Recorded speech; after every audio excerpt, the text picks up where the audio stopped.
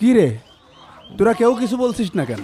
এই দিয়ে 3বার বললাম আমি মার দায়িত্ব নিতে পারবো না। আমিও মায়ের দায়িত্ব নিতে পারবো না।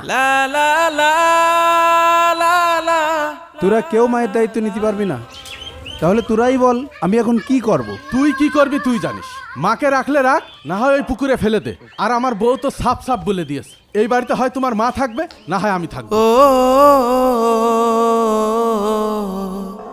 তোরা বউ পেয়ে জন্মদাতা মায়ের কথা ভুলে গেলি? এখানে ভুলে যাওয়ার কি আছে? এত করে নিষেধ করার পরও ছোট বোনকে জমিটা লিখে দিল। মা তো ঠিক কাজই করেছে। ছোট বোনের স্বামী মারা গেছে, ওর জমি ওর নামে লিখে দিয়েছে। মা কি মরে গেছে যে ছোট বোন জমি পাবে? শোন, এই মাসে ব্যবসায় আমার 3 লাখ টাকা লস হয়ে গেছে, যার জন্য মায়ের দায়িত্ব আমিও নিতে পারছি না। তোরা এক কাজ কর। কি কাজ? বাসায় তো মাকে রাখবি না, তো মাকে বৃদ্ধাশ্রমে রেখে আয়। এটা করা যায়। মা যেভাবে বিছানায় পিসাব পায়খানা করে, আমার বউ তো পরিষ্কার করার হাত থেকে পাইছে যাবে না এবারটা।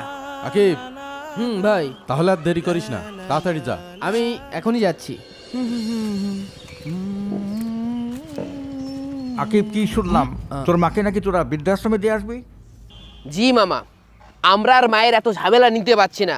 মা যেভাবে বিছানায় পিসাব পায়খানা করে, গন্ধে বাসায় টিকা যায় না। নাউজুবিল্লাহ, তুই একথা বলিস কিভাবে? আমি দেখেছি তোদের মা মানুষের বাসায় কাজ করে তোদেরকে লালন পালন করেছে। মা আমাদের জন্য কি করেছে? আমি নিজে টিউশনি করে পড়াশোনা করে প্রতিষ্ঠিত হয়েছি, মা তো আর আমার পড়াশোনা করে দেয়নি। আর তাছাড়া মায়ের জন্য বারবার আমার বউ বাসা ছেড়ে চলে যায়। হায়রে সন্তান, তোর মাকে চিনলি না, তোর মার অভিশাপকে ভয় কর। কি যে বলেন না মামা, ওই ধারের দই কখনো বিল শুকায় না।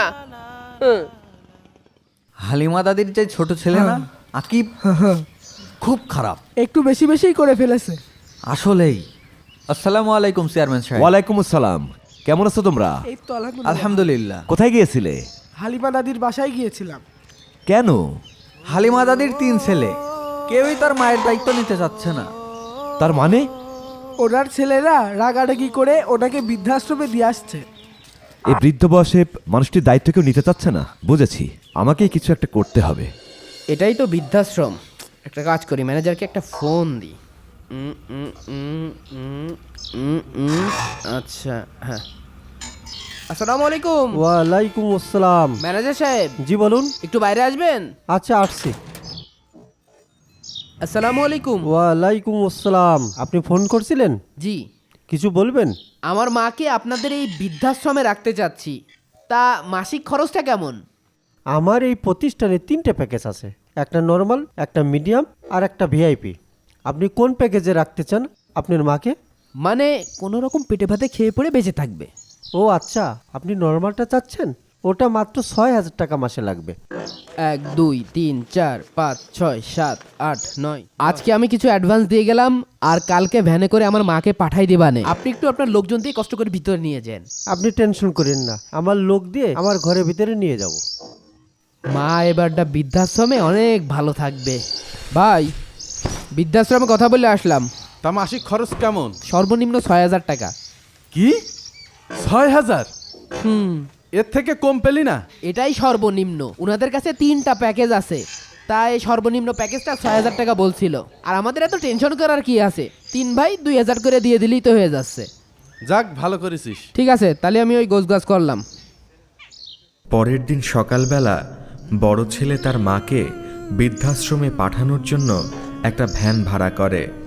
পাশের বাড়ির কামরুল মিয়া তাদের মাকে ভ্যানে ওঠানোর জন্য এগিয়ে আসে। মেজ ও ছোট ছেলে পাশে দাঁড়িয়ে দেখে মাকে বৃদ্ধাশ্রমে পাঠানোর দৃশ্য। তারা ঘৃণায় তাদের মাকে ধরতেও আসে না।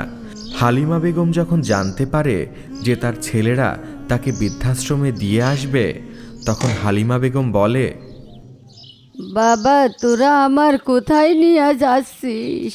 তুমি এখন থেকে একটা এসি বাড়িতে থাকবা, তোমার আর কোনো কষ্ট নেই। তোর বাপের ভিটে ছেড়ে আমি যাব না বাবা। তোরা আমার পর করে দিস নে বাবা, আমার পর করে দিস নে বাবা। ভাই, তাড়াতাড়ি যা তো। মা, তুমি এত টেনশন করো না, আমরা প্রত্যেক দিন তোমার দেখতে যাব। হ্যাঁ হ্যাঁ, যাবানে যাবানে, ওটো ওটো। দাদি ভ্যানে করে কোথায় যাচ্ছে? আব্বু, দাদিকে কোথায় নিয়ে যাচ্ছে? তোমার দাদিকে তোমার ফুপুদের বাসায় নিয়ে যাওয়া হচ্ছে। ভাই তাড়াতাড়ি নিয়ে যা, ওই 10টা বেজে গেল, তাড়াতাড়ি যা। হ্যাঁ হ্যাঁ যাচ্ছি। এই কামরুল ভাই চলেন। যাক বাবা, আপদ বিদায় হয়েছে। এই মাহমুদ, এই সত্তার, চেয়ারম্যান মনে আছে? তোর মাকে কোথায় নিয়ে যাচ্ছিস? চেয়ারম্যান কাকা, মা তো খুব অসুস্থ, এজন্য বড় ভাইকে দিয়ে হাসপাতালে পাঠাচ্ছি। আমাদের সামনে তোরা বানিয়ে বানিয়ে মিথ্যে কথা বলছিস কেন? তোদের লজ্জা করছে না? কি হলো, চুপ হয়ে গেলি কেন? কথা বল। আমাদের মাকে একটা নামি দামি বৃদ্ধাশ্রমে পাঠাচ্ছি, বাসায় খুব সমস্যা হচ্ছে। ছি ছি ছি, এ কথা মুখে বলতে তোদের লজ্জা করছে না? এখানে লজ্জার কি আছে? মাকে তো আর আমরা রাস্তায় ফেলে দিচ্ছি না, তাকে ভালো একটা বৃদ্ধাশ্রমে রাখছি। আল্লাহ, কি করে বোঝায় এই হতভাগাদের। আর আমরা তো বাড়িতে থাকি না, মায়ের যত্ন মত্ন করা হয় না, ওখানে মা ভালো যত্ন পাবে। হ্যাঁ হ্যাঁ, আমাদের মা ওখানেই ভালো থাকবে। বৃদ্ধাশ্রমে বাবা মায়ের কিসের সুখ রে? সন্তান হয়ে বাবা মাকে বৃদ্ধাশ্রমে রাখা আর জিন্দা কবরে রাখা একই কথা।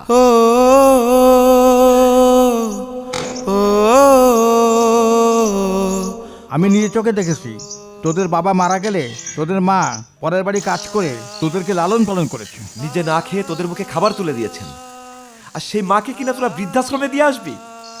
পারবি? তোরা পারবি কখনো তোদের মায়ের এক ফোঁটা দুধের ঋণ শোধ করতে? দাদি, তুমি যেও না, তুমি গেলে আমাকে পায়েস খাবে কে? আল্লাহ রাব্বুল আলামিন বলেন, তোমরা তোমাদের পিতামাতার সাথে উপ শব্দটি পর্যন্ত ব্যবহার করো না। আর সেখানে তোরা তোদের মাকে এত কষ্ট দিয়ে খারাপ আচরণ করে বাইরে ফেলে দিচ্ছিস।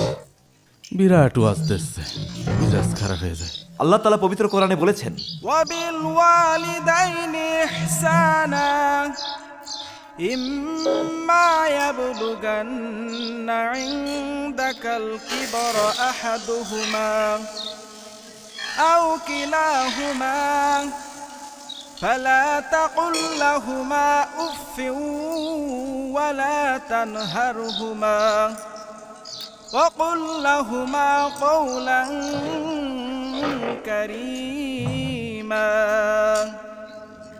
তোমরা তোমাদের পিতামাতার সাথে খারাপ ব্যবহার করো না। যেদিন তোদের সন্তানরা তোদের সাথে এরকম আচরণ করবে, সেদিন বুঝতে পারবি যে সন্তানের অবহেলা কতটা কষ্টকর। তোরা তোদের মাকে বৃদ্ধাশ্রমে রাখিস না। তোদের কাউকে মায়ের দায়িত্ব নিতে হবে না, আমার মায়ের দায়িত্ব আমি একাই নেব। এই কামরুল ভাই পিছাও, এদিকে নিয়ে আসো। মাওলা